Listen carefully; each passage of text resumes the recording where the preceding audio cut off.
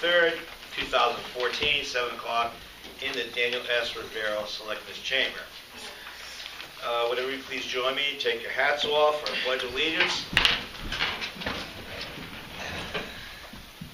I pledge allegiance to the flag of the United States of America and to the republic for which it stands, one nation, under God, indivisible, with liberty and justice for all. Well, thank you all. Would Ellen please fix the calendar? Item 3, public comments. 3 minutes maximum per person. And so no one feels bad, we have an official bottom timer. Would anyone like to be spoken, or would like to speak, or has a comment? Yes, sir. John Perry, 11 Wall Street. I'd like to know what the town's plan on fixing that sinkhole that opened up an old entire field. What the town's going to do. I talked to Jerry Beausoleil about the sinkhole, and for some reason, they really still can't find what caused it. They think there's a pipe that burst somewhere along the line. A water line runs right through the middle of the field, and that's going to be taken care of. I don't think they can do it right now.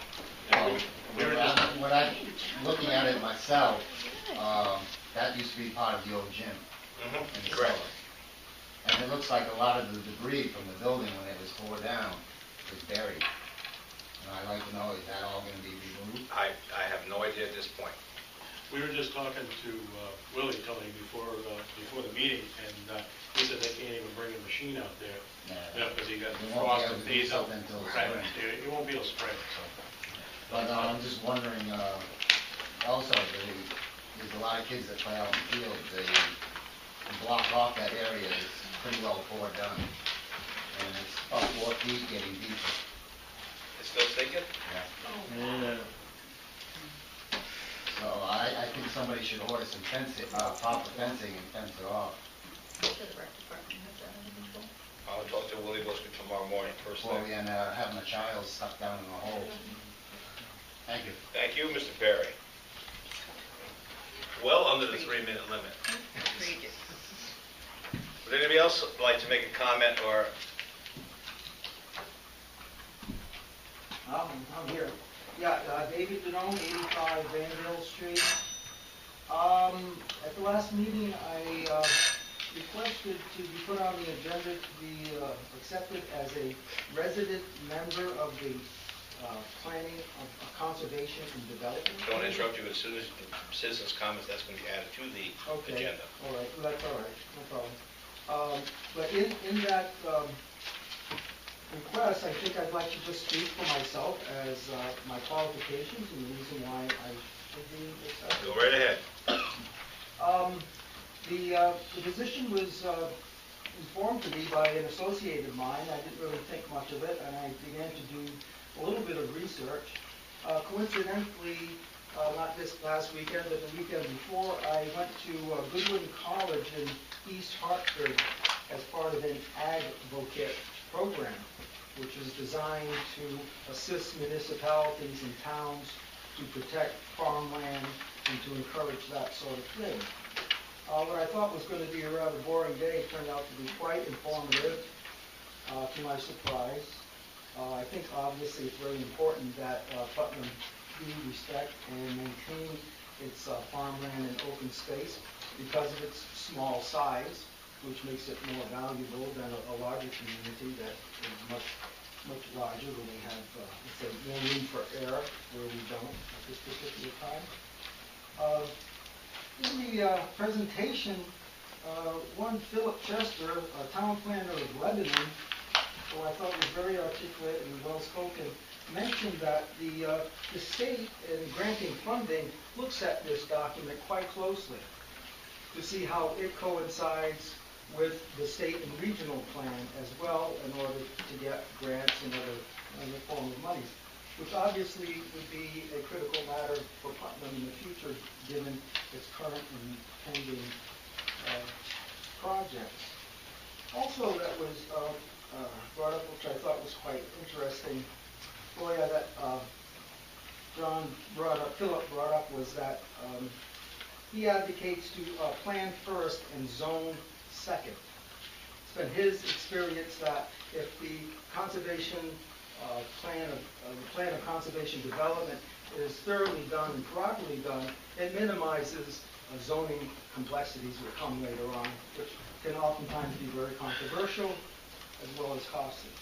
So, being aware of that, I would certainly advocate that as well. The other interesting point that I thought he made is that in the development, that apparently for residential areas, for every tax dollar that is taken in, $1.12 is spent out. But for agriculture, for every dollar that's taken in, 16 cents is spent out. So this is according to state records, obviously advocating a serious consideration of ag and open space. To that effect, as well as I would consider the obvious benefits, I would consider myself an excellent candidate to be on this committee. Am I within my 3 minutes? It's just, right now, time is up.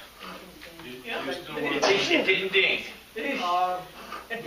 Well, I don't know if the meeting put on the agenda was for this to vote? Yes, Or yes. just for the, To put you on that committee. okay, very good. Okay, well, I'd like to make a motion that we make an addition to the agenda to add a vote for David Benone to be the resident representative to the Plan of Conservation and Development Committee. And I would think that we should put that probably as 11F. Okay. Is there a second to that motion? Second. Motion made and seconded. Any more discussion on that? All those in favor, adding that to item 11F, signify by saying aye. Aye. Any opposition? Any abstentions? Ayes have it, so voted. Okay.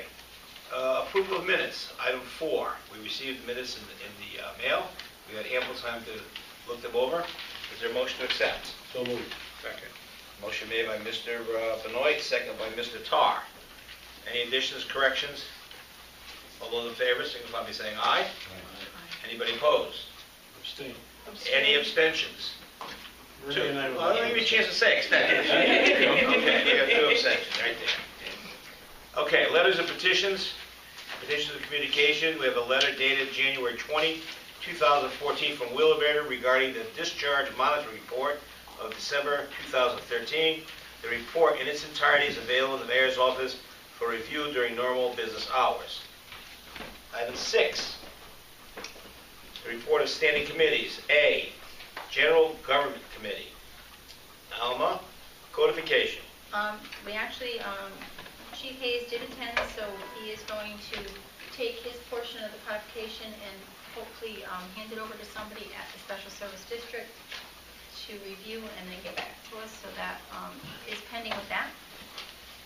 The employee performance evaluations, we had a lot of conversation about it, but basically we're going to look at some quarterly reviews and set another meeting so that we can review the quarterly reviews and see if that's something that we want to pursue. As far as the annual evaluations, I don't think we really touched upon the feedback from the department head, so we're still awaiting that from Doug. Economic Development Trust Fund, that was approved by the Finance Committee, the Finance Board, so I'm seeing that it's in the package later on. I don't know if you want to look at that now or it's not on the agenda for later on, but It's on the agenda twice, I think. I've never seen it. Oh, yeah, you're right, I'm sorry. It's under C, so we'll hit on that then. And the Grants Management Program has been tabled. That's where we're at. Okay, thank you, Alma. Reports of special committees, Wheelabrator Contract Review Committee. Well, Mr. Mayor, I'm pleased to announce that Thursday we're having a meeting with them. So, The 6th. the 6th, this Thursday, 6 p.m. Is it with them or just with the committee? Just with us. The Viability Committee at 5. Liability, and then that will lead hopefully to a final meeting with them. Perfect. I have a question. Yes, sir. Going back to the one below this. I believe on 6.3, the Economic Development Trust Fund, I thought the 3 of us were supposed to have a short little meeting and then we were going to vote as a board on, later on down here, on the second page, under C. Without Doug being here, when I reread his email to us, I think what he intended is that we convene a brief meeting of our That's committee correct. within this meeting. That's correct. But whether we do it now or later, I don't think makes a difference. Well, you have to do it, because if we don't do it, I have Right, a no, but I question. mean whether we do it now or whether we do it later in the agenda, I don't know that that makes a difference. That won't make a difference as long as Right, we as have long our as we say. do it, yeah. Three of us have to have our say, then it's gotta go to the. Who are the three? You? Us three. You? Yeah, Okay. that's why I didn't think it was gonna be on the Okay, so agenda we'll- tonight, we'll- so. We'll have convene later on. Yeah. Let's get through this then. Thank you. No problem. Charter Revision Study Committee? No meeting set yet. Okay. I talked to Doug about that. Of course, I've given him about 47 revisions I didn't see in there. And he's going to meet with the committee and get that organized. Putnam Facilities Study Group. That was postponed due to the school committee building meeting, because nobody else could attend, so we just have to get another date to reschedule, so Right. that hopefully will So be. reschedule. That was a conflict because of Which we didn't know about at You the and time we actually did it. Scott were on the building committee and this was the facilities committee. Okay. So. it'll Who's be- the chairman of that committee? No, building committee or? The No, facilities. Alan. Alan Wilson. Alan Wilson. Okay. Staff reports, economic and community development, not a reporting month. Building official, zoning enforcement, not a reporting month. Town planner, not a reporting month. We received Doug's administrative report. It's kind of a comprehensive thing. He lists 9 points. And he starts with pride and he ends with the Board of Finance. I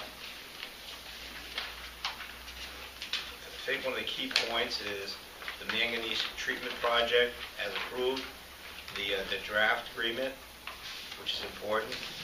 We started department heads their budget request, but we had to cancel today because Doug and I were at St. Ida's office most of the morning working on a Wheeler Braided deal. So that'll start this Tuesday, and we'll be reviewing the department head's request for our annual 2014-15 budget. The Board of Finance approved the Economic Development Trust Fund, and that's where we stand with that. If anybody wants that, they're up there. I did have a couple of questions. Go right ahead. With regard to other items, on the possibility of Thompson and Pomfret having sewer ties in with Putnam, are we just in a talking stage at this point in time, and do we have any, what's the next? The next thing is Thompson has to figure out the feasibility of it, if they could do it, or it's cheaper for them to ship it to us. That's where they stand right now, so they're just talking with that, So they're doing a feasibility Yes. study to determine that. as is Woodstock. But I was going to say, in the future activities, number 7, scheduled meeting of charter revision study committee. Yeah, I guess last year I asked the question how many meetings they had. I think they had one, because of all the different, there's a lot of people that are on so many different things. There's always a conflict, Right.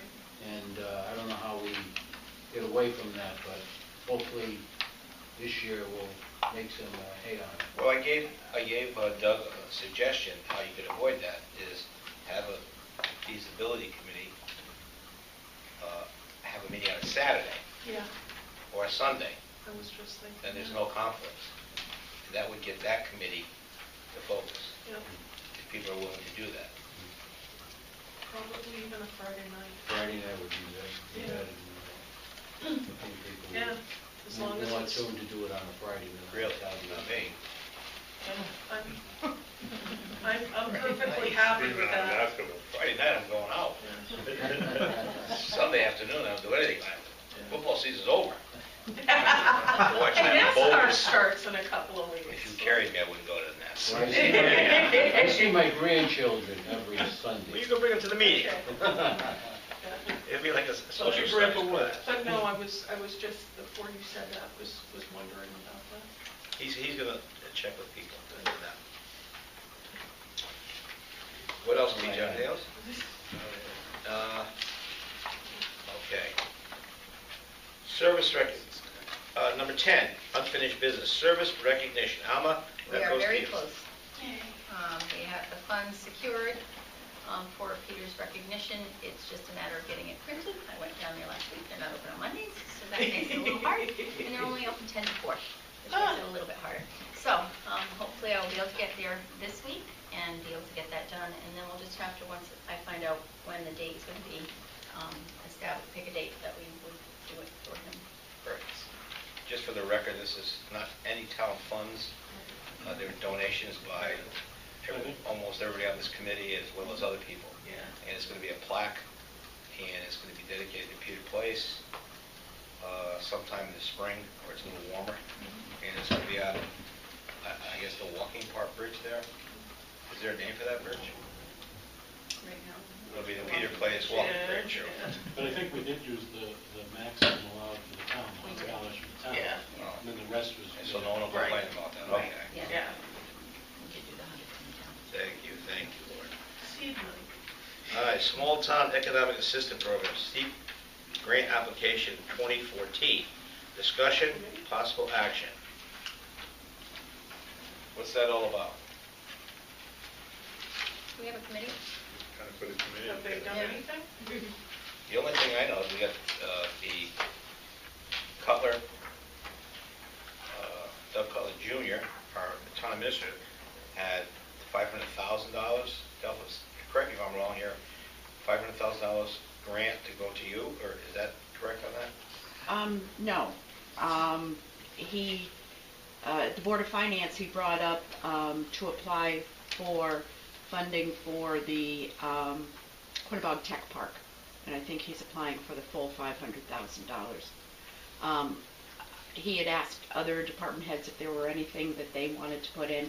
I had put in a couple projects, but I think the Board of Finance, Was that the Board of Finance or the Economic Development meeting you guys had here? he also brought it to the You Board of must have run- Finance. I must have missed that. You did. You were in Florida, making No, more I was- money. I was No, you were here. Okay, thanks, Doug.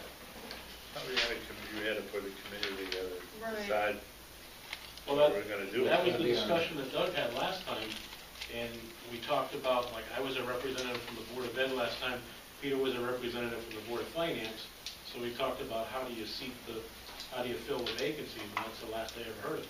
Right. Oh, So- okay. So, and the application's due in April, so I guess we have to Still have probably time. circle back and figure out. First thing is tomorrow morning, I'll grab Cutler Yep. and figure that one out with him. Okay. Item 11A, Town Administrator's Contract Extension will require. In your packet is the, oh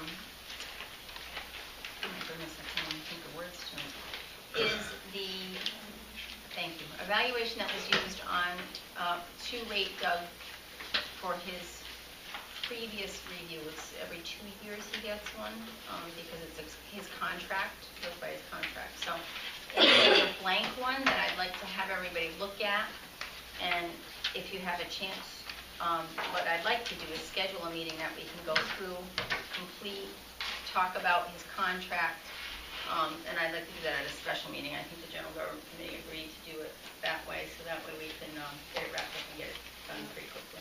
Now, you said he only gets reviewed every 2 years, Currently, Renewed. and that's at at his the end, contract, as his contract renewal date? We're working on the whole job evaluations thing. Right, because the idea of a job Right. evaluation is you don't wait to the end to say, hey, Right. the last 2 years you did a crummy job. correct. You try to improve, continuous improvement as you That's go why, along. So- that's why we're talking about quarterly Okay, evaluations. Yeah. gotcha. As long as we're on the same page. Yeah. I just gave Elma a boatload. I saw that. Tom a boatload of job descriptions that I got from all over the state and all over New England. So that's going to help us look at better ways to incorporate that into everybody's evaluation. With that being said, we do have current job descriptions, however, we think this is just mushroomed into something that we started out with evaluations, mushroomed into something that's much larger. So we're going to look at the evaluations at some point, but I think right now we want to, not the evaluations, job descriptions. I think right now we want to focus on getting quarterly evaluations, but for the immediate future, we have to look at Doug's contract and his evaluations so that we can renew his contract for the next 2 years. Gotcha. So when will we meet on that? We can pick a night tonight if you want. Pick a night tonight. You're in charge. I'll give us a night. Well, actually, this is a board meeting, so it'll be you. Okay. What's a reasonable night? Now, is that the full committee or the subcommittee? This would be the full Full committee. committee. Well, Everybody. yes, we all evaluate. Okay, go to those little iPads and And phones. I like Wednesdays. I love them. Wednesday's the best day for you. You go Yeah. to school. Right. I don't need to. Doug Culler, how's Wednesday for you? Is that a good day? Which Wednesday? Not next week, not tomorrow. A Wednesday of this month. Either the 12th, 19th. I can do the 26th. 19th. 19th's good for me. No, that's not good for me. 26th. I'll be in Florida the You'll be 20th. in- I think the 12th is okay. You can't do 12, Pete? And I'll tell you what again. 12 or 26? Oh, I'll be here the Florida. 26th. Why are you in Richmond? You going with him? Florida? You going, Scott? No, I'm going. Thursdays. Thursday. The 12th is With the Lincoln. exception of the 13th, Thursday works. I'll do Thursday for everybody else. What about Monday? What about like the 17th? 17th It's is a President's Day. So what? That's I mean, I fine don't care, for but me. it is a holiday. Well, who's it holiday for? Well, no one here's a president. If you could do Monday the 17th, that would be fine. That's fine with me. How about the chef? Yeah, I have, yeah.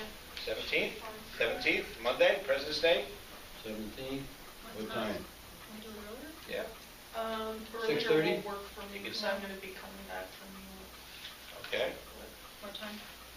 If everybody can make it at 4 o'clock, you can do it at 4 o'clock. All right, No? 4 o'clock? Doug? Yeah. no, Quattro? I'm not going to be able to do that. Renee can't do 4. What can you do? I should be back by 7. I don't know that I can get back sooner. I'm sorry to do You're so killing us, late, Renee. but sorry. 7? 7. Yeah. Mark it down today, 7 o'clock. Here. Yes, right here. Beverages will be provided by, And that's going to be with regard to what? That's the Doug's. Town Administrator's Contract Extension. well, that Yeah, would be good. 'cause we're Tony, if I can second. do it sooner, I'll email. Okay. Item B, 17th. grand list presentation. We have the assessor, Randy Shimura here, who gave this beautiful presentation, and Randy has good news for us. So Randy, come right up if you feel comfortable right here.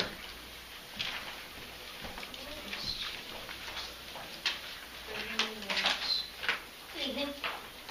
Good time.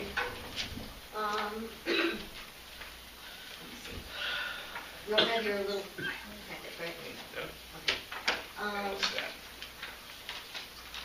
If some of you don't know me, everybody knows who I am. I'm Mary Shimura. You're a legend in this town hall building. I was invited here by the mayor tonight to present this year's grand list, which is for the October 1st, 2013 tax year. Overall, the grand list includes all, and some of this may be a repeat, because some of you that have been on the board for a long time, I apologize for that, but some of the new people, But for us slow ones, yes. thank you. that's it, new. The grand list consists of 3 parts: real estate, motor vehicles, and personal property. Real estate's pretty easy to find, but it's out there and it's been building, and I get building permits from the building official. We track those building permits, and it's pretty easy to find. Motor vehicles, we get a big, huge list from the Commissioner of Motor Vehicles once a year on what's registered and done, so that's pretty easy. And personal property, though, is the one that's kind of hard, sometimes hard to find, and you really have businesses that are running in town that we didn't have on the list the year before, and look under every rock we can find to put on things onto the personal property part of the grant list. Leased equipment is one of those things that companies are supposed to tell us if they lease any equipment. Like, good example is Pitney Bowes. You see Pitney Bowes postage meters everywhere. And Pitney Bowes actually pays on every postage meter that's in Putnam. Yeah. So it's equipment like that that you don't think about that are being taxed. So when somebody asks me, "Can you give me a list of all your businesses?" Like Willie sometimes will ask for that kind of a report or labels, so he wants to look for people to donate for the fireworks. He says, "Whoa, Randy, I don't need, I don't need Pitney Bowes and Xerox." And then I said, "Well, that's what I've got. Those are the companies that I deal with." But sometimes we just sort them by anybody that's had a mailing address, and everybody's happier, right? Okay. Our office again. One of the things that so we have to list everything every year. We have to discover it, try to find it, and we have to value it. And those are the three major functions that we do all year long. We've put this year's grant list to bed. We're already working on next year's. I saw something in the newspaper the other day, and said, another business. I wrote it down, put it in a folder to make sure that they get a declaration next fall. The grant list is not the ultimate end of everything, but as Mayor Pazarano knows, it's a starting point for the Board of Finance to begin their preparations for determining a mill rate. There's other things to consider, such as other grants and funds coming in from the federal government or from the state government that gets tallied into there. But this is what starts the process running. Overall, we're up 1.88%, and I know that the biggest question is going to be how much does that bring in revenue? And in revenue, if the mill rate were to stay the same, it would bring in an additional $11,808. Not much? No, 11. Yeah. No, 177,000. That's better. Right. 933. Take the, Tony was take excited, but the he was 11,807. Yeah, the 11,807, 120 is the amount that the grand list increased this year. I did have a listing from Wyndham County. I looked at some of their numbers and some of the other ones that were in the Hartford Current. And not counting towns that did revals this year, like Killingly, and because their grand list went down. They went down by 18.8%. 18? Yeah. 8? 18% went down. It's the first time Killingly during a reval has ever gone down. We went down in 2003. Because they evaluated all the real estate. The real estate's not worth what it was 5 years ago. Right. Okay. But most of Wyndham County, Sterling Flatline, most of them went from anywhere, the smallest, some were decreases, went from a 0.52 decrease to up to, the biggest one was Brooklyn had 3.3% increase in Wyndham County. And that basically was the new Walmart there. Yeah. She said, without that, she would have been almost flat. So on the Brooklyn grand list, the Walmart made a big, big difference. Our real estate went up this year by 4.4 million, or for about 0.84% of an increase. Motor vehicles increased only slightly by $500,000. We're actually down. Later in the report, you'll see that we're actually down the number of accounts of motor vehicles. But I think what it's saying is that people have been buying newer cars, more expensive cars, trading in the older ones. And personal property increased. That's our biggest amount where we increased 6.8 million. A lot of that, again, due to Walmart. And being just very aggressive on non-filers this year. I decided to not take I'm not going to handhold them and call them in December and say, did you know your personal property was late? And can you get it to me pretty soon? It's the big boys, they know how to operate, big huge corporations just be able to send in their form by November 1st. Looks like all the growth is out in East Putnam, though. Yes. Yeah. Yes. That's where Walmart is. Walmart. Yep. The second page is a pie chart. Are you telling me 3 minutes too? Ready? Are you telling me? No, no, she was hoping. I'm sure how fast I have to talk. The pie chart just shows you a breakdown of the taxable part of our grand list. And what this is, I kind of like to say that this one, commercial property increase this year, again, Walmart and a couple of other big commercial properties. It was 17% of our grand list last year, and residential was 56%. Now we're going down to 55. I like to point out that most of the grand lists in our surrounding areas, including Killingly, who we think is big, they are bigger than we are, but almost 70% of their grand list is residential. I was going to say it's the exact same thing. Somebody asked me that question before. And like Woodstock, 95% of all the property And I is said- residential. And I said it was 25% between both, and I was pretty goddamn close. Yeah. So what I like to say about this is that in Putnam, for every dollar we take out of people's pockets, only 55 cents is coming out of your homeowners' pockets. Right. We have a diversified tax base. We are much more, we used to be the city of Putnam, but we still have, we're very much a city. These numbers look very much like a Hartford or a Bridgeport, where 55% of the property is residential. So it is a complex town to do. I don't say that it isn't. We do a lot of work to define everything that we can. As we are a little bit more complex. I would really describe us as a small city. The chart on page 3 is just a bar chart, and it shows the percentages of increases over the years. It only goes every other year. I can't squeeze, every year into there, otherwise it'd be all jumbled at the bottom. And we have left out purposely any revaluation years because that would go off the chart at 300%. You wouldn't be able to see these. Now, where are we in that? We started already for revale?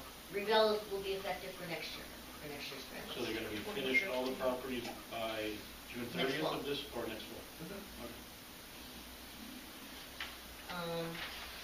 As I said, when I looked at some of the increases, Ashford, which is one of our, they went up 0.3%, and Brooklyn had the highest of 3.3. So I think we're right in kind of the middle there.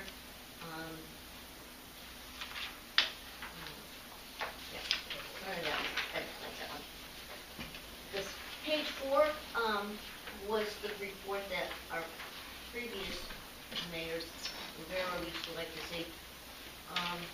And this has changed over the years. If I went back and you looked at one 10 years ago, many of the exemptions that we were told we had to give, like on big machinery and brand new trucks, we used to be reimbursed for. Even the elderly was always a one-to-one reimbursement. If we gave an elderly homeowner a tax break of $300, we absolutely got the $300 back. From the state or the federal? State. Okay. New machinery bought in any of our factories was absolutely 100% exempt for 5 years, and we got the reimbursement. So I used to tell the factory owners, put everything on that list. Yeah. You and I are, we get the money from the state, you get the exemption. Now, they wiped that one out last year, so we don't get anything back for that exemption. We don't get anything back for the large trucks. We get part of the elderly, so we don't even get an even break there. Part of the state-owned properties. So that chunk of pie that says totally exempt has been getting larger every year. And again, it looks like a big city where, like in New Haven, where they have a lot of colleges and hospitals and everything else, that you see a lot of really, really exempt stuff on their list. And examples of completely exempt: schools, churches, cemeteries, federal buildings like the post office, blind exemptions for people that are blind. That was the pilot, right? Payment in lieu of tax? That's for colleges and hospitals. Okay. And we still do get a pilot. Look at that.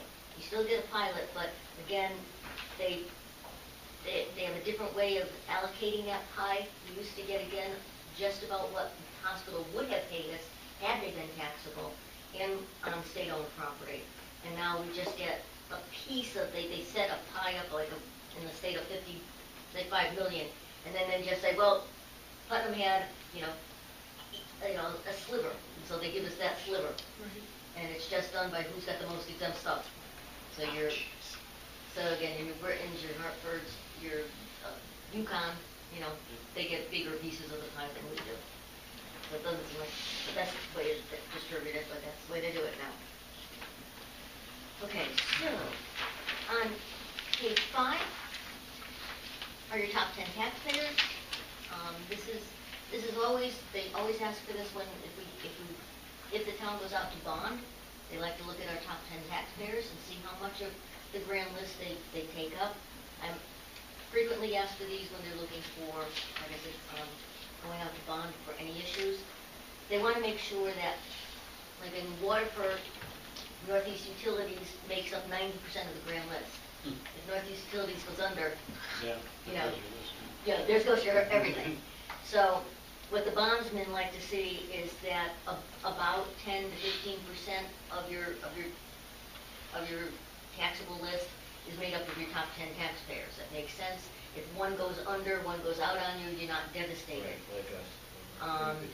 And we have, and I put down the rankings from last year, and you'll see that Walmart bounced from being number 5 up to number 1 this year.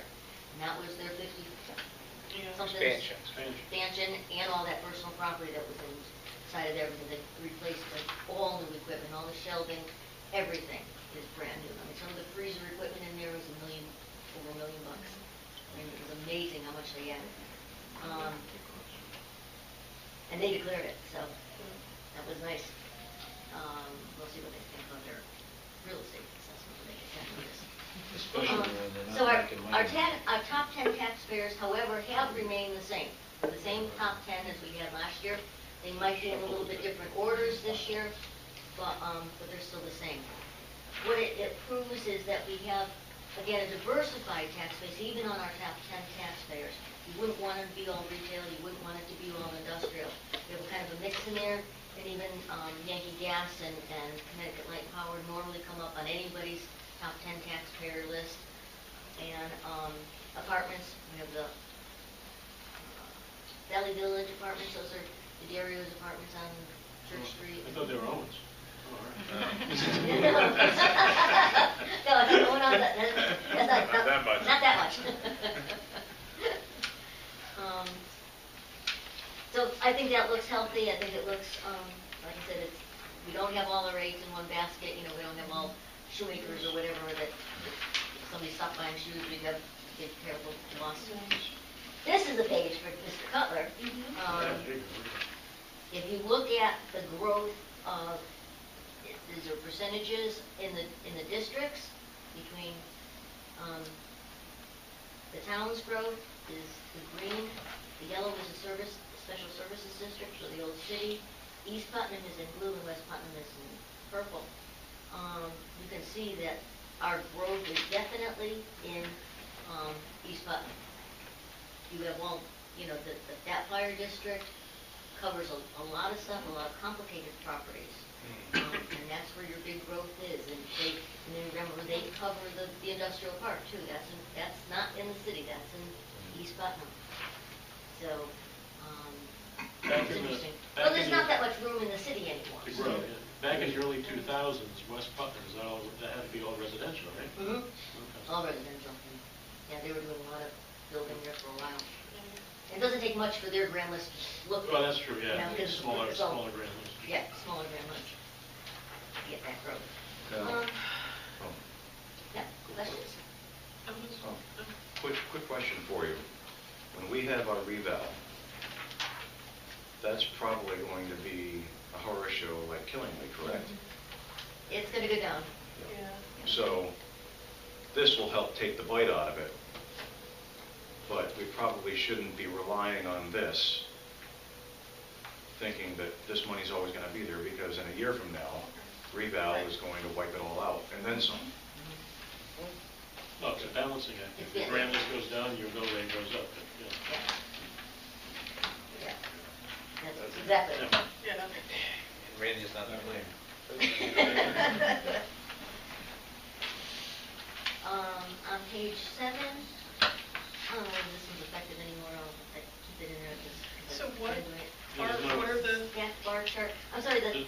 no key.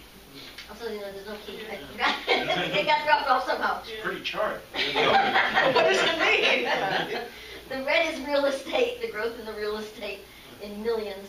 The green is motor vehicles and the yellow is personal property. Okay, so right now, the Okay. motor vehicles and the personal property look about even, which they are. For how many millions we have on the list, but real estate certainly still is.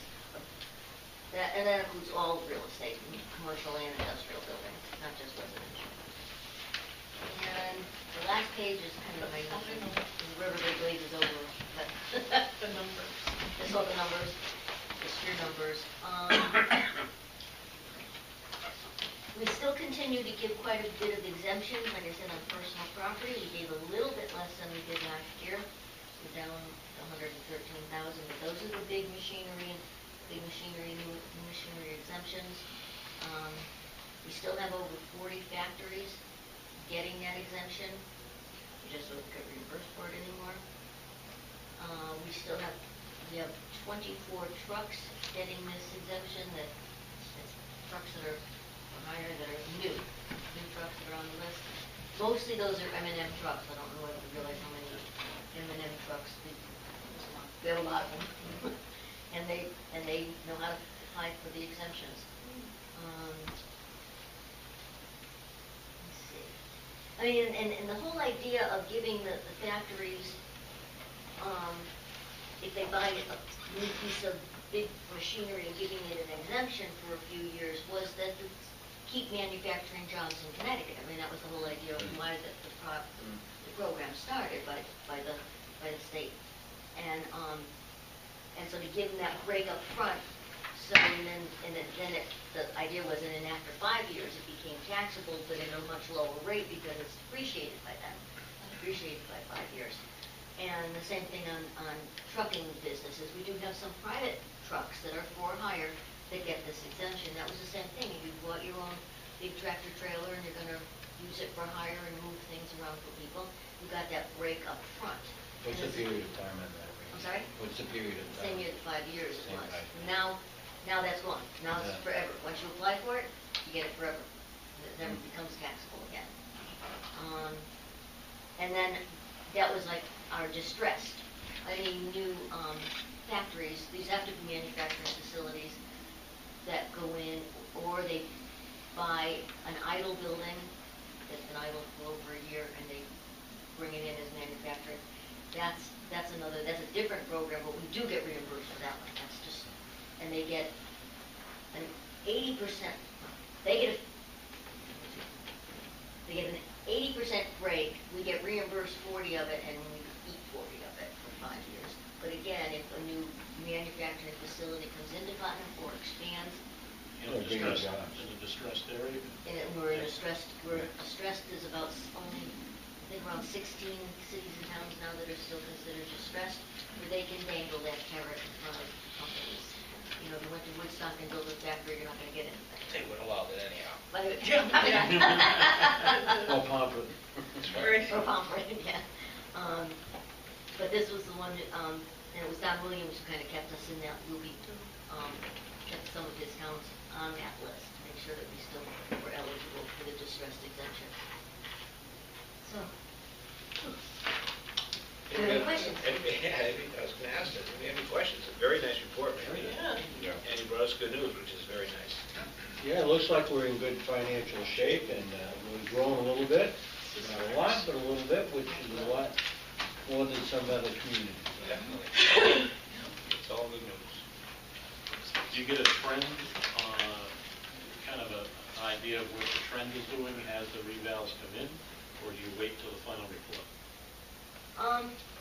No, we're watching our sales right now too. Okay, yeah, that's true too. Our residential stuff doesn't look like it is, it's gonna drop, but I don't think it's gonna be that Right. much. Yeah, peak then. And even some of our vacant land out, there's a new subdivision off of 21. Right. We're bringing some, for a while, our vacant land just like plummeted. I mean, in the last reval, we had house lots selling for 100,000 easy. Just a house lot, just a building lot. And then they went way down, and now they're starting to actually come back up again. Yeah, we just, And so we're seeing that, so I don't think we're gonna lose it on vacant land. It depends on what our commercial industrials do, but our commercial base is pretty strong. So I'm not sure that we're gonna get a big shift in order to get that. So we're watching every sale we've got right now. And I was talking to, the assessor in Brooklyn said that she figures she's maybe gonna flatline it. 5 years ago, she was probably at in her ratios about, they're selling for about what they sold for 5 years ago. So, we're going up, but it really plummeted for a while. I mean, values on, particularly on single-family properties went way down for a while. And now they're starting, 2013, Wyndham County went up 13% real estate. but I think the ones that are gonna really, go down are the condos. Right. Yeah, oh yeah. Because they got hit hard last time. They're gonna be the winners. Couple losers and winners, they're gonna be the winners this time.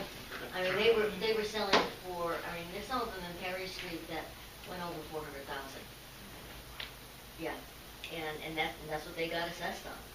And they've been paying on that, those high assessments for a while now, so they're definitely gonna go down. And they're worth what, 2? Yeah. Just to give you an idea.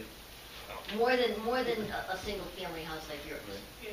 They're gonna see a drop in their values. And they know it. They can't sell them for sometimes even what they've got invested in. So. But I'll keep the selectmen up to date also. I'll send you monthly reports if you'd like. And just do it, Sure, that would be very helpful. As to what we're doing for the revamp, and a lot of times you guys get asked, they'll say, oh, I saw somebody out on the street again. If you have a master schedule of when. Yes.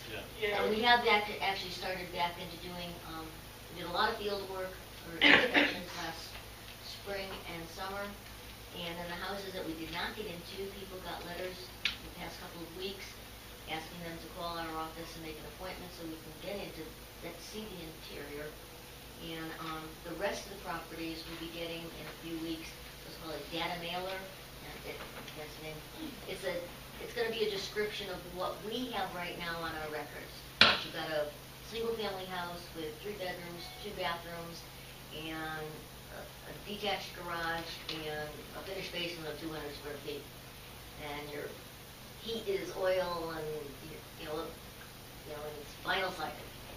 And we ask that you fill in that, and if there is anything wrong on the data, if there's things that need to be corrected, then to mail it back to us so that we can schedule an appointment to go and look at it. But if everything is fine, then we're going to assume that our information that we currently have in our files is correct. But I will let you know when those are going out. Perfect. Okay? Thank you very much. Like I said, because people ask Oh, yeah. to select them. Oh, I saw people out in the street again, or I heard they're out there again, and they are. Yeah, or in our case, there was a letter, but no indication of when someone came by, and it's not as if they left anything saying they came by, so, yeah. Well, Our first thought was, is this legit? yes. But, And we still have yeah. phone calls about that. Yeah. No, one of the things that years ago, when we were talking with the police chief and everything else, we don't like to leave, I don't even do it anymore. Sometimes I'll leave my business card in their mailbox or like stuck in the doorway saying I was here to inspect your house, but you weren't home. But you don't want to leave big bright stickers on people's front door. That's a giveaway that you're not home, Time to break in. Okay. So that's why we elected not to do that. Okay, that makes sense. Not to leave a mailer like that. Like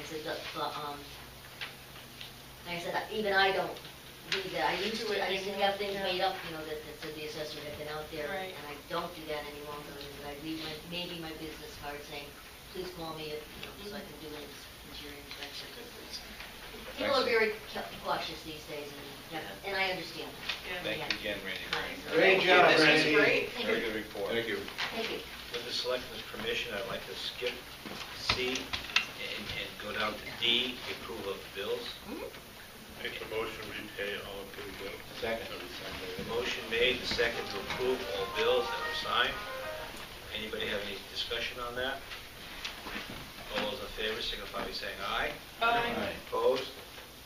Ayes have it, so voted. And I'd also like to take up 11F. It's the appointment. What position is it? Was there someone who Yes. had been named? Yes.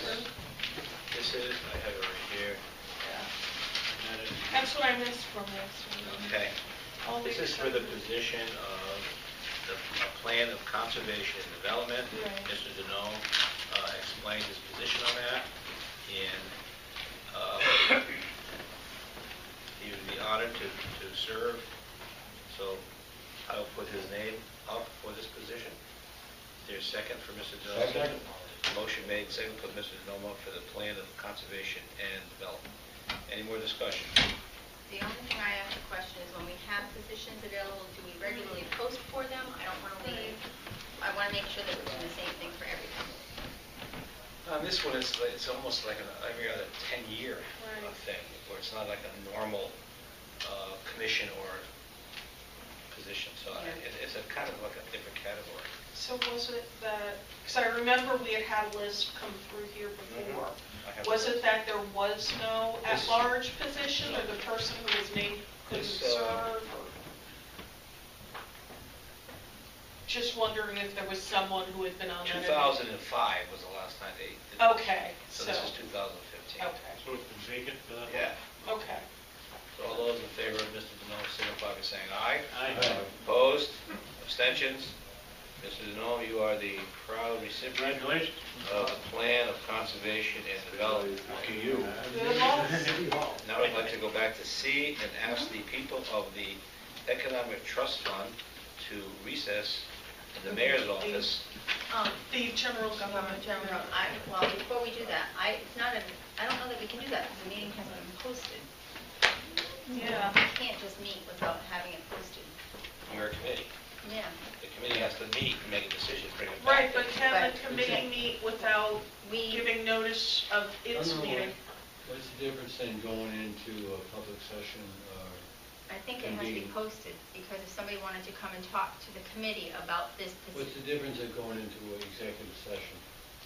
Executive session is personnel matters, you Right. can't, and Right. negotiations, so I don't think we can do this. I mean, our next It's an actual meeting, town committee. I thought it was a subcommittee of this The, board. it is Yeah, a it committee is of the what I thought. board. it is, but we still But- have to post. We Right. post our minutes. Don't we? We post our meetings. I don't think so. Not for a subcommittee, right? I don't think No. no subcommittee. We never used to post. We don't don't post the decide. minutes, but we post our meetings. Right, Not and the we post subcommittee, the, though. Not the subcommittee. It's posted out right here. I don't want to get in trouble. You never get in trouble. I mean, because if it's not something that has to be done today, if it can wait till our meeting on this, because we're having a meeting on the 18th, right before our next Yeah, selectmen's I meeting. think we can handle it. yeah, although. I'm not saying we can't handle it, I just don't want to do anything inappropriately and then get some FOI complaint or some other complaint on Right. it. Well, do you want to this time just slack off of it? Table it and until look the into it general and make sure? government committee. Okay. And then they Although, have to could we- meet, they have to meet, We're meeting just before our next selectmen's meeting, They were 6 meeting o'clock. on okay. Although, may On the I 18th. ask a question on this? Yes. Since I won't be here on the 18th, maybe Delpha could answer it. Delphi? I see that there's a cap on the trust fund, and I see that there's a cap on what I'll call EDC discretionary expenditures versus things that need to go to the Board of Finance. And I see that it says it may use as a revenue source this whole bunch of potential revenue sources. But I had thought one of the ideas was that there would automatically be a certain percentage of any sale of property that was going to go into the trust fund. I thought the idea was that 5% or 2% or whatever of every time land, industrial park land or tech park land was sold, that it would go into the fund. Right. We had, through the direction of the Board of Finance, they had asked us to come up with some kind of a model, and what we did was took different pieces of other communities that had had this, Right. and instead of doing the percentage, we set a cap on Right. how the ceiling of whatever the fund could be, because we still have to have a plan involved. When we do our budget every year, we will have to have some kind of a plan involved in order to bring forward. Right. And we still have to follow the policies of whatever town meetings set as precedent, spending over a certain amount. We have to go to Right. town meeting or to referendum. Right. And the $5,000 is because that's the cap that Right. we can only decide to spend on our own anyway. So we would have to go, and that's the accounting and the checks and balances. Right. The accountability is to go before the Board of Finance. Right, I get that, but the part that I'm missing is I thought in the original plan, the idea was there was a guaranteed funding source, that industrial park land is sold, part of that comes into this to go for the upkeep of the industrial park. Tech park, when it gets off the ground, a certain percentage would come in. As of this, it's great, you have theoretical spending authority and a cap and reporting requirements, but there's no guarantee anymore that any money's ever going to get put into this. Well, that's really going to have to be up to, whenever we bring it to the town meeting to put a certain amount in to the fund, that has to get approved. It's going to have to But be... it's not just a certain percentage, because we can go before the Board of Finance or go before the town meeting, depending on the discretion of how much money is available, and they can say, okay, if we sell a piece of property for $200,000, for instance, they can say, or we can say we'd like to put $100,000 in or Right. $200,000 in, and that's what gets voted on. Because and the percentage is a difficult thing, because it may not be just for the sale of land. It may be from some other revenue source that's maybe only $300. Okay. So do we take That would- 5% of $300 and put in? So, and this is, it has the checks and balances and the accountability, but it allows us the discretion through approval of both the Board of Finance and the town as to what to use the money for and how much to put in it, with a ceiling on it. So... One of the examples that I gave to the Board of Finance, for instance, was there's a project in our industrial park right now to sell one of the incubator buildings, and we have to reprogram that money through CDBG. But we have Lot 9, which is a flag lot. And a flag lot it's inaccessible, it's a back Right. lot, it's how it was designed 30 years ago. Right. So we have no way to get into that lot. So therefore, it's very difficult to sell it, because whoever purchases it has to put the infrastructure in. They have to put the driveway in, they have to put the utilities, gas, water, sewer. So they're saying, I can't expend all that money on just site work and getting into the lot and then pay for what the lot is worth. So we can make a plan where, for instance, we would put in the infrastructure and then put up a $5,000 square foot building or something like that. So several years ago, with the sale of the property, which would be appraised at between $450,000 and $500,000, we used to be able to build a 10,000 square foot building for that. Now we can only put a 5,000 square foot building, for instance. So it's projects like that we're looking to build. Okay. And to invest in, because years ago, when the state had funded the industrial park, we had almost $400,000 Right. annually in that budget that subsidized both salaries, engineering services, professional technical You're preaching to the services. choir, Delta. Oh, I know, but a lot of people may not understand it exactly that. So now we have a budget, excluding salaries for several people, of $15,000 to market Putnam, to attract new businesses, to support and help grow the businesses that we already have, to support entrepreneurial businesses, which is a big growth market now, and those kind of things. So it's because the way the grants were set up years ago, and that has all gone away after 30 years as of February, it's difficult to support economic development, and we never had a redevelopment budget before. Right. We have a redevelopment agency with no budget. We used to be able to spend program income on that through the CDBG programs, but all that income now goes to a consultant service. Right. So, A question for you, if I may. Actually, so just let me clarify. So the process will be, let's say Lot Q, which obviously doesn't exist, someone comes to you, negotiates, they want to buy Lot Q in either the Tech Park or the Industrial Park. You put together a proposal to put in front of the appropriate boards. That proposal would now say, in addition to Apricot Industries wants to buy Lot 2 at $5 million. Yes. Hey, I'm being, Welcome, you know, apricot, yes. Yeah, I like apricots. There's a big profit in apricots. Well, but so then you would also say that part of the proposal would be 1% of the proceeds of the sale would be put into the Economic Development Trust Fund, and that would be part of the proposal that goes through all boards and then to town meeting. Well, because the process is now that we have to go to a town meeting Right. in order to sell that land. Right. So at that town meeting, that proposal would be made at the same time. Right, but that goes to boards before, if I recall That's correct. correctly. Right, Yeah. but that would be, it would just be a separate line on the Correct. program proposal from Yep. D1. That's part of the plan. Okay. Peter? My question would be, one is, how did we arrive at a number on item 5 of $750,000? Where did that number come from? Was it picked out of a hat? Or, Well, when we looked at, and this was a number that Doug and I... because it's a large number. It absolutely is. Remembering, too, that's a ceiling. And it doesn't matter if it's $100,000 or $100 million. Setting a cap is just discretionary because no matter what, we have to have the plan approved and we have to go before the Board of Finance and to the townspeople in order to spend it.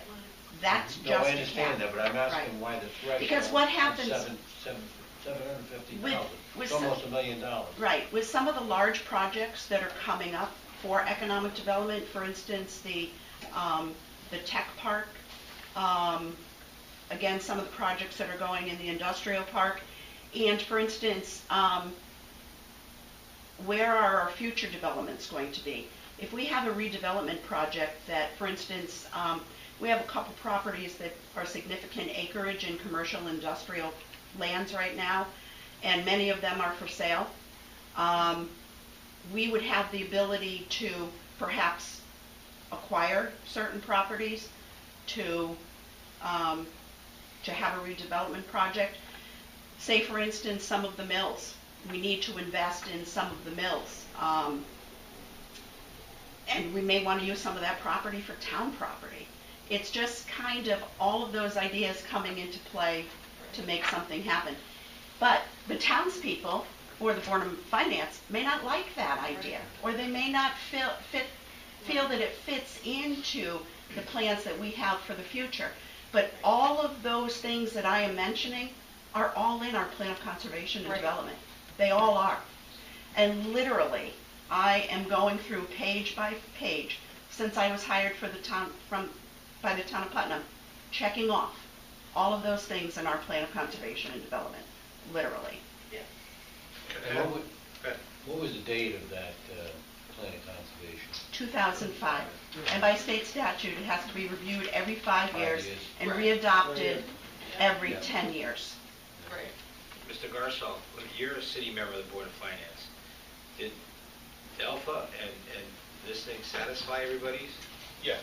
I think there was only one question about the $750,000. Bonnie suggested that it be reduced to $250,000.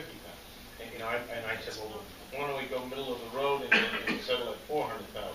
As it turned out, when the motion was made, okay, and then seconded, Bonnie did make an amendment, and I would have supported an amendment to reduce it to $400,000. I think it doesn't really make any difference whether it's $400,000 or $750,000. It's just a number, I believe, that was arrived at based on other towns, what they've done. I think Delphi It's a just moving answered target. answered that very well. I just thought if anybody else had any questions on the Board of No, Finance. that was But basically you it. people approved it unanimously. Yeah, we approved it unanimously. There was No. nothing. Well, that was 4-1, 4-1. Right. Yeah, wait, I'm sorry, it's 4-1. You're right. And I think that Mr. Sine supported the concept of it. I think It's not that the amount of money. he Not just the had amount of money. a concern with the ceiling on it. But again, it could be $100 million as to the ceiling, If there's but nothing every within- step has Yeah. to be approved by someone, which is, Yeah. you gotta love the democratic process. Yeah. Doug, you had a question? Yeah, a couple. So we're clear that this is an off-budget pool of money. correct? This has nothing to do with the town of Putnam budget, whether Right. general government, Right. library, Right, this is or... not taxpayers' money. But theoretically, the way the process works now, when you sell a lot, it goes back to the general fund. So by taking the portion away, you're going to have to make up that differential by some means. Remembering too that it's up to the powers that be, if upon the sale of that lot, To decide what the ratio is. Any or Exactly. 100%, yeah, right? So the town, the Board of Finance and the Board of Selectmen can give you nothing on the sale of land. As far as I know, there's nothing in here about the Board of Selectmen. Right, it's the Board It's of the- Finance and the The town the meeting. townspeople, the ultimate, Right. you know. Okay. our legislative body. Yeah. Right. And one other Go ahead. question, Mr. Mayor. In our packet, we got 3 pieces of paper on this. And it doesn't seem to have any kind of flow to it. I mean, there was the cover sheet, and then it went to something that looked like definitions, but they're not real definitions. I think the other two Doug put in, those are the state statutes that allow an economic development trust fund. Okay, because it didn't really make any sense reading this stuff and reading this. Is this a part of this? I think Doug put that in, yeah, just to show the Board of Selectmen, and I think he put it in the Board of Finance packet also, that was to show that how it's allowed by state statute. It was more confusing than anything else, if you didn't know that. Yep. Okay. Unfortunately, it's not here. So this is actually, this has actually, The one sheet, the one page that says resolution establishing an economic development trust fund is the actual ordinance. okay, and this is not tied into this in any way, shape, or form. That's, It's just background information. it's only how it is allowed by state statute. That answer your question, Doug? Mostly. Somewhat, okay. You're not going to be here at the I next won't be meeting. here on the 18th. Did you have any other questions? No, that was it. My only question was, I know how's this it is, coming in? this is a little bit out of the box for everybody. It's a creative solution to support economic development and how we want to move our community Yeah. forward. Peter, you It, might, it's creative option, but the creativity is the actual ordinance itself. It's really how the Board of Finance and the townspeople want to use it. you weren't here then on this board, but the General Government Committee had actually looked at it before it went to the Board of Finance.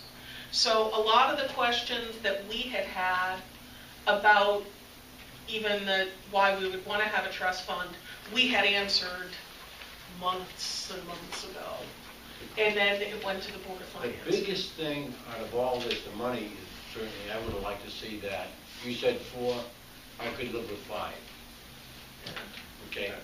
But I see this very important thing that I just want to bring up. Item 3, the trust shall be in the custody of the finance director of the town of Putnam.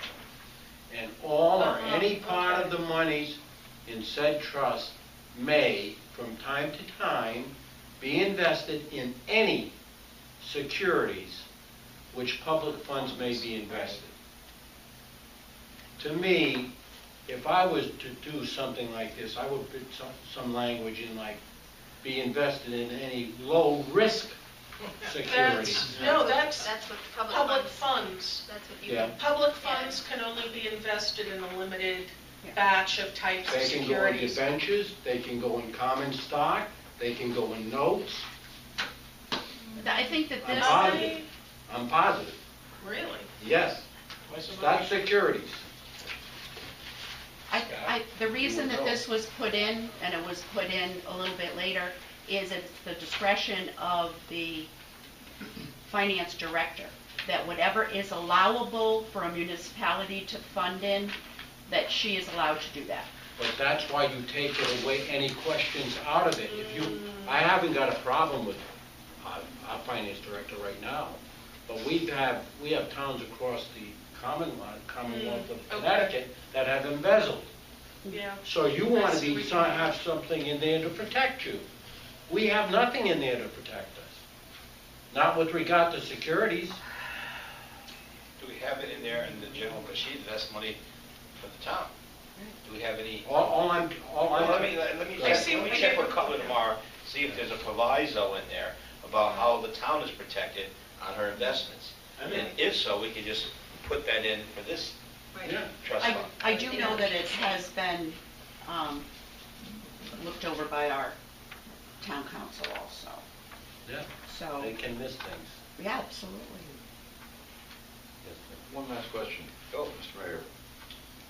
Number 6, all disbursements from the trust under $5,000 shall be authorized by the Economic Development Commission. Is this something new, or because $5,000 being expended with only something that's interdepartmental sounds like a lot of money, with no outside approval from the mayor, the board of selectmen, the board of finance? Do we have any sort of background on that sort of decision-making being done like that thus far? That's a town policy, and that was actually brought up by Mr. Sinay when he was selectman, that he wanted that added in, because we cannot expend anything over $5,000 without approval. So that's why that cap was put in. Okay, but I'm just wondering, new selectmen sitting here, but having paid attention for a while, that once you hit a threshold of, I don't know, $100, $300, $500, $1,000, now you've got to have more people in the loop, especially, say, the mayor or the board of selectmen. The $5,000 seems like a pretty high threshold for one agency or one department to be able to pull a trigger on. Does anybody else agree? Yeah, I To me, mean- 5,000 seems totally reasonable. I mean, looking at the kind of things she's talking about, that they're looking to use this money for maintenance, for signage, for potential helping with dealing with the flag lots, that kind of thing, which is, by the way, why I like 750,000, because when you have that much money in there, you can look to do things like help with the rights of way for a flag lot. For instance, 5 seems reasonable. like, let's just say Public Works. They need a new lawnmower, and it costs $5,000. Well, it seems like someone more than just Jerry would have to be in that decision-making process, correct? That's part of the regular I budget. still have You see, to follow the town bidding policies. If I'm spending $5,000, or I think we have to, over $2,500, we have to go to a bid.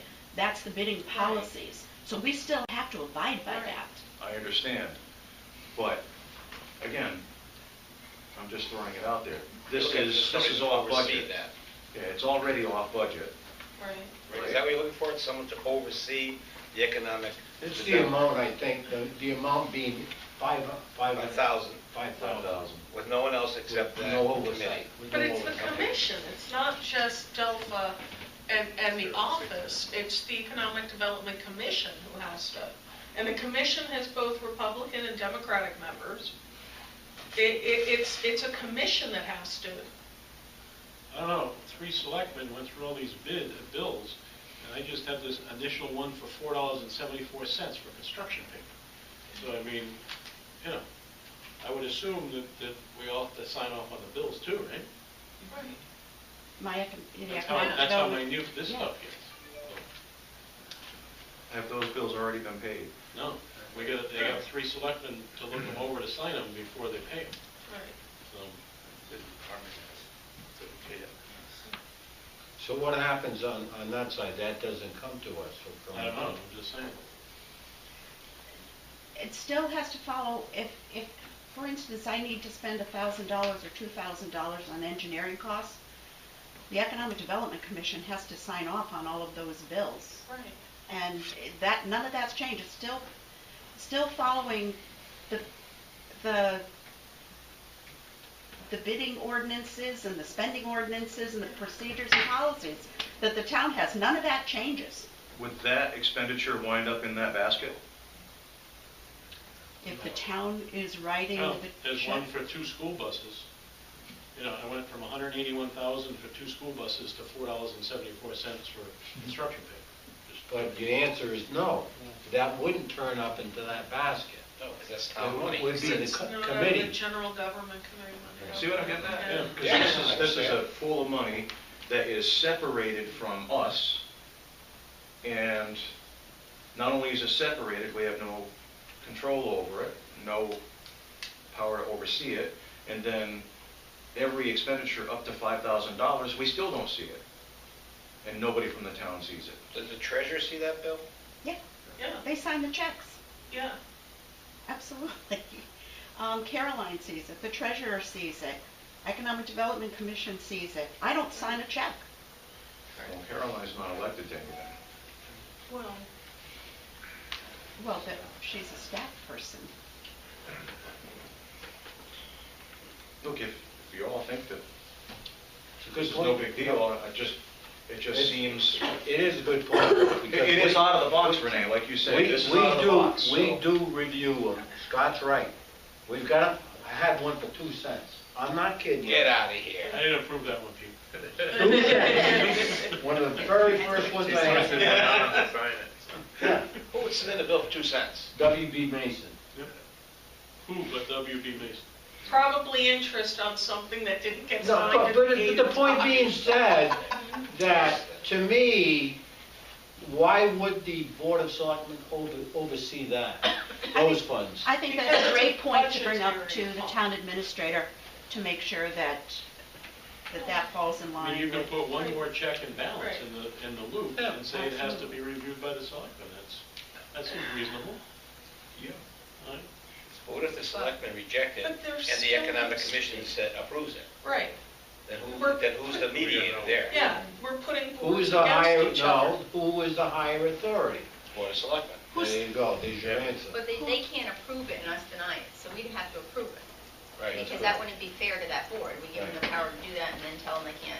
After Right. they've already said, Right. even Like you're permission not to trusting. spend it. Right, What's that? It's like you're not trusting that board at all. exactly. $5,000. Exactly, either we trust them or we don't, and if we trust them, $5,000 isn't gonna buy you anything huge. And they need to keep proper records, they need to provide an annual report, they need to provide a budget. If something's going on that's fishy, which I would presume is the concern, and I'm not talking, the investing thing is a different thing, but with the $5,000, it's gonna come out.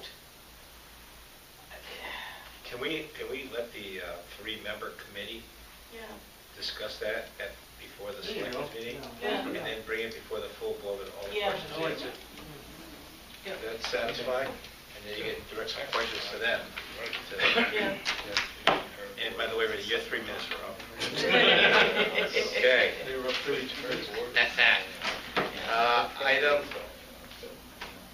That's it? no, before we go, any other business to lawfully come before this board? Okay, and item E would be item 12, public comments. Would anybody like to speak? You have 3 minutes, I'll put you on the clock. Go ahead. I was on a commission, they can't talk anymore. Somehow I feel I have to comment on the economic development trust fund, which I endorse. I think it's a very good idea. However, I do think that the threshold should be lower, and for this reason, that it would ultimately benefit the economic development fund by instilling more confidence in the public as this comes up to the meetings, that they'll have lesser money to spend, and if they have a proven record of doing a good job with it, then the threshold can always be made higher rather than lower. As a citizen, if I went to a town meeting and you're going to sell a big chunk of property, and they're going to ask for 50% of it, I might go, I'm not too sure about that. But if I know that their level is lower, and that in a year from now, not everything's going to be done immediately, that, hey, they're doing a good job with this money, they're spending it properly, they're not, wasting their $5,000, minimum threshold, on parties, I'll say, hey, next time a big project comes up, let's give them, a fair share and let them have at it. That's all I have to say on that. That was good, that was less than a minute. Mr. Mayor, Sir? one last item about that and the threshold.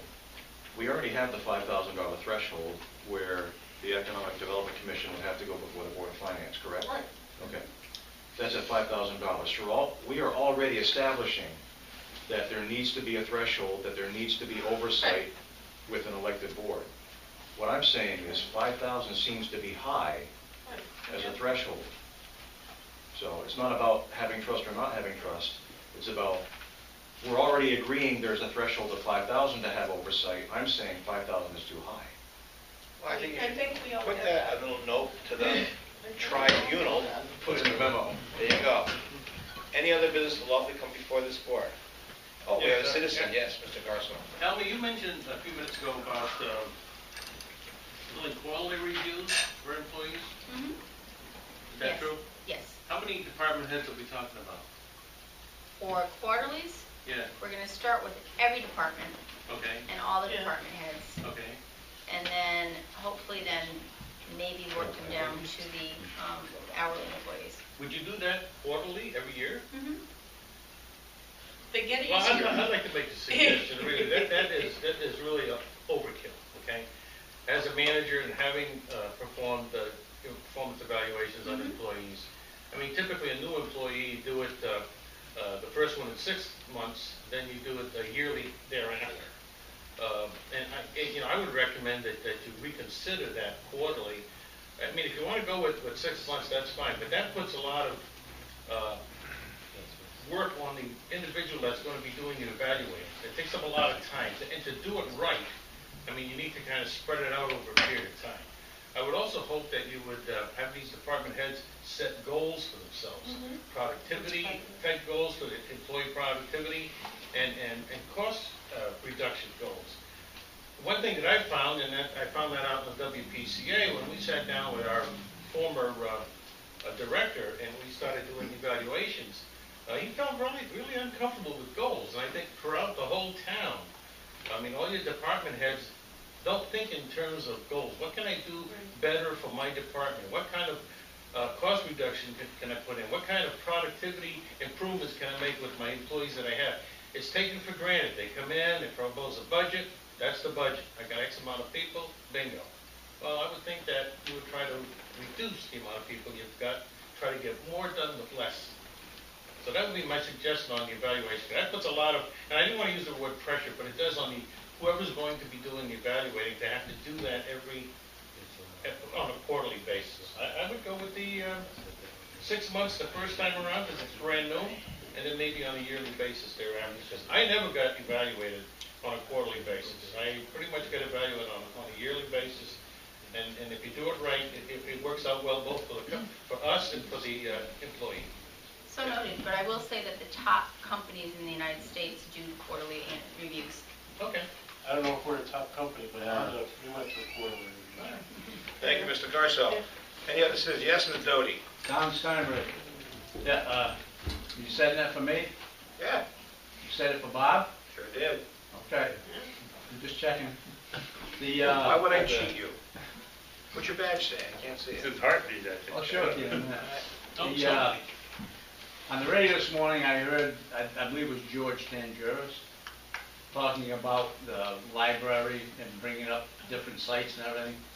And I thought I heard, and I'd just like to clarify it, but, and I know you're not the radio station, but I believe he said that it will ultimately be the decision of the Board of Selectmen as to where the library is going.